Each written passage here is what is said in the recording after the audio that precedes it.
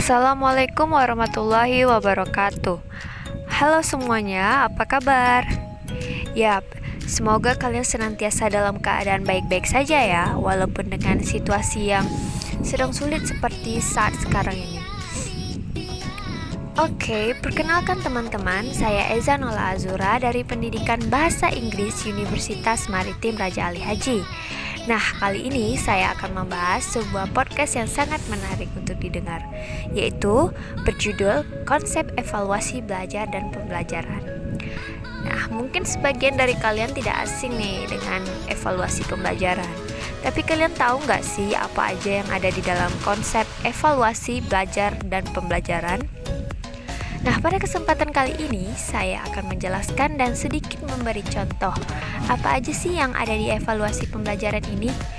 Nah, buat kalian yang belum tahu nih, boleh banget ngedengerin podcast ini karena podcast ini sangat berguna untuk kamu ke depannya nanti. Yang pertama nih, unsur yang ada di evaluasi pembelajaran. Kalian tahu gak sih apa? Ya, yang pertama itu pengukuran. Kalian tahu gak sih apa itu pengukuran? Nah, buat yang belum tahu, simak ini ya. Pengukuran adalah kuantifikasi atau penetapan angka tentang karakteristik atau keadaan individu menurut aturan-aturan tertentu. Nah, biasanya dalam proses pembelajaran, guru juga melakukan pengukuran terhadap proses dan hasil belajar yang berupa angka-angka yang mencerminkan pencapaian, proses, dan hasil belajar. Nah, pengukuran ini memiliki fungsi loh. Kalian tahu nggak sih fungsinya apa? Nah, fungsi dari pengukuran adalah agar mendapatkan hasil perbandingan atau nilai yang diperoleh ketika pengukuran tersebut selesai dilakukan, dan kemudian untuk membandingkan sesuatu dengan ukuran yang serupa. Nah, selanjutnya kita masuk nih ke contohnya, biar teman-teman semua nggak bingung.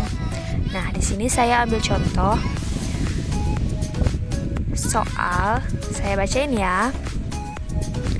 Dari 100 butir soal yang diajukan dalam tes, Ahmad menjawab betul sebanyak 80 butir soal.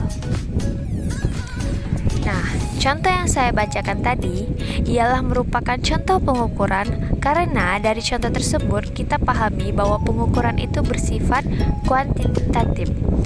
Nah, dapat disimpulkan bahwa pengukuran adalah proses pemberian angka atau skor terhadap proses pembelajaran berdasarkan kriteria atau ukuran tertentu. Nah, pasti sekarang teman-teman udah pada tahu nih gimana cara pakai pengukuran dan apa itu pengukuran. Semoga kalian paham semua ya.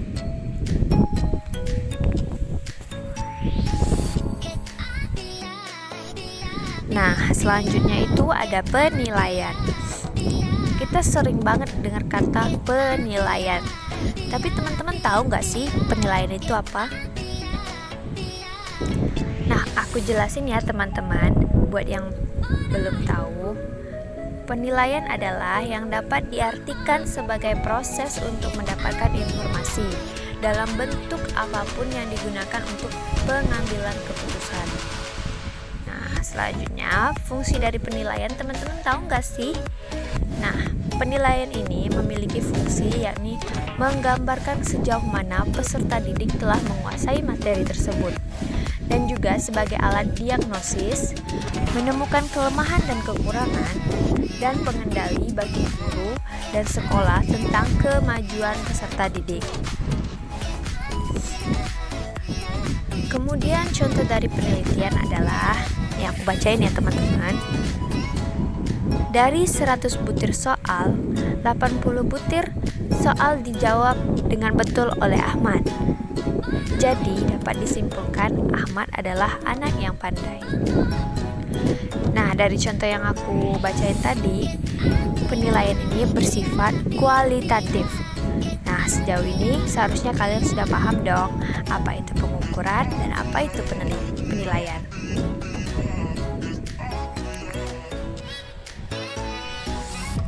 Next, kita lanjut ke evaluasi. Evaluasi adalah proses merencanakan, memperoleh, menyediakan informasi yang sangat diperlukan untuk membuat alternatif keputusan. Nah, contoh dari evaluasi ini ialah yang aku bacain ya teman-teman. Nilai kalkulus Rizky A. Nah, contoh yang kedua, pelaksanaan perkuliahan kalkulus sangat baik. Nah, dari contoh yang udah aku baca ini, dapat kalian lihat bahwa evaluasi adalah yang menyediakan informasi yang sangat-sangat diperlukan untuk membuat keputusan. Next, instrumen. Instrumen adalah alat ukur yang digunakan untuk mengukur dalam rangka pengumpulan data. Ya, contoh instrumen ialah semua alat yang digunakan selama proses pengumpulan data. Nah, jadi teman-teman, apa aja alat-alat yang dipakai buat pengumpulan data? Nah, itu tuh termasuk instrumen.